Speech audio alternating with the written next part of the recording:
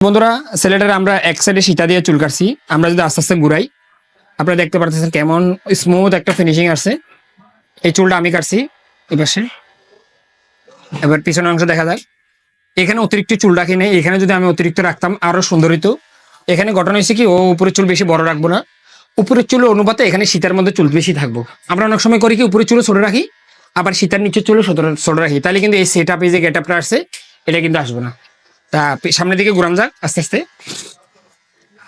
সামনের দিকটা আপনারা দেখতে পারতেছেন যে কিভাবে দিছি। এখানে কোনা যে বাইর করছি, কোনা বাইর করতে হইব, কারণ ওর চুল কপালের মধ্যে অনেক চুল ছিল, কিন্তু অনেক পছন্দ ছিল।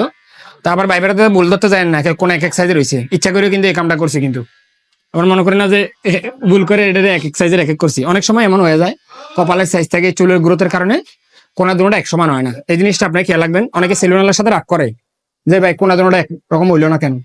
চেয়ারের স্ট্রাকচারের কারণে হয়, চুলের গ্রোথের কারণে হয়, এক এক সময় এক এক কারণে হয়। তো এদিকে ঘুরান যাক। আপনারা অবশ্যই বলবেন যে চুলের কাটিংটা কেমন আছে। ধন্যবাদ, সবাই ভালো থাকবেন। তোমার নাম কি? রায়হান। রায়হান।